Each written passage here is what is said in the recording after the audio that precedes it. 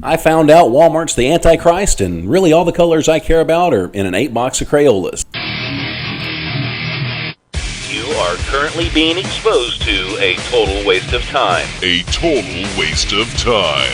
Sit back, relax, and get ready to go insane. All this show's about is a total lack of focus. Total lack of focus. A total waste of time. Hello and welcome to the show. My name is Chris. If this is your first time listening, I really couldn't blame you for turning it off right now. And if you've come back for more, it's really about time you get a life. So today's my only day off this week, and that's because Eclipse is coming out, and we're going to start a midnight show tomorrow night. I'm not really excited about it, because we got a midnight show every night of the week, and I'll be closing, I'm sure, most, if not all of those nights, so I'm going to have my hands full with 13, 14-year-old girls screaming Team Edward and Team Jacob, and a lot of 30-somethings, 40-somethings that think they're 13 or 14 screaming Team Edward and Team Jacob. So I'm going to go pretty crazy. Anyway, I go to Walmart last night, and it's one of those trips to Walmart. I just want to get in, I want to get out, I want to go home because I'm working all the darn time. I don't really want to stay in Walmart any longer than I have. I do pretty good. See, I've got this trick where I don't make eye contact with anybody. Because if you make eye contact, then you're going to be in Walmart about 30, 45 minutes longer than you really want to be. So I usually just try to get in there. The only time I look up is to maybe price check. And then I keep my head down most of the time. Grab my stuff, load them up. I get to the checkout counter. And the lady at the counter, she's talking to the woman in front of me. And as I'm standing there, 2 or 3 more people pull their carts up behind me. And we're all waiting in line. And they're just talking. I'm assuming she knows the lady because they're having this in-depth conversation. So finally they finish their little chat. And I get up to the checkout. There's 5, 6 people behind me at this point.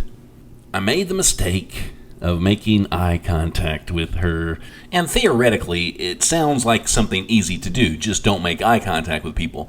But you'll do it without thinking. It's taken me years and years of practice to perfect this, and yet I still mess up. Typically, you keep your head down, they won't say nothing, they'll ring all your stuff out, you pay them, and you leave.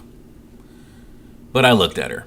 And she proceeds to tell me how she got on YouTube the other day because she was trying to find the Walmart wrap to send to a friend of hers. I guess that's a thing. If you work at Walmart, you want to share the Walmart wrap with everybody, I would assume.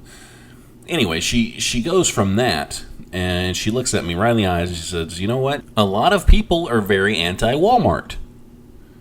And I know this. I read the news and I listen to the radio. I know a lot of people don't like Walmart, but I don't want to add to the conversation. So I just said, oh, really?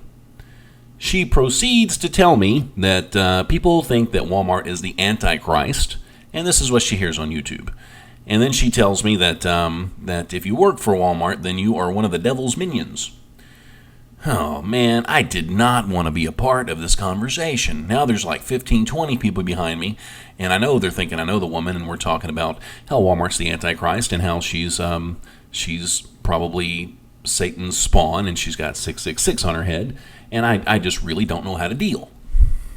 So I said the first thing to come to mind. I looked at her and I said, oh, you know what? I forgot something. I've got to go back into Walmart and pick up a pack of crayons. So that got me out of the situation. I turned back around and I went back into Walmart, and the whole time I'm thinking, first off, I should have never made eye contact with the lady. Second off, why didn't I just tell her I was in a hurry and walk out the front door? Because you don't think of the easy things when you're under pressure. So I walk back into Walmart and I'm wandering around thinking, okay, let me just get out of here. So I walk a few hundred feet away from her, and then I make a U-turn, and then I go out the side door. Which brings me to the next topic. If I were going to buy crayons, I would get the 8-box of Crayola crayons. Because anything beyond the 8-box of Crayola crayons, I don't know what color that is. If it's not in an 8-box, I don't care what color it is. It's either blue or black or green or yellow, whatever. And I realize there are different shades of blues and reds and things like that. But to a man, blue is blue and red is red. It doesn't matter what shade it is. And of course, this brings me to another conclusion. Our founding fathers had so many things right. Not just politically, but think about this. the United States flag. Red, white, and blue. How much simpler can you get? And the flag is absolutely beautiful. I know those colors, and I will never, ever, ever forget that the United States flag is red, white, and blue. God forbid anyone try to change the flag today, because I won't be able to tell you what color it is, and I'm sure it'll have some bling on it somewhere.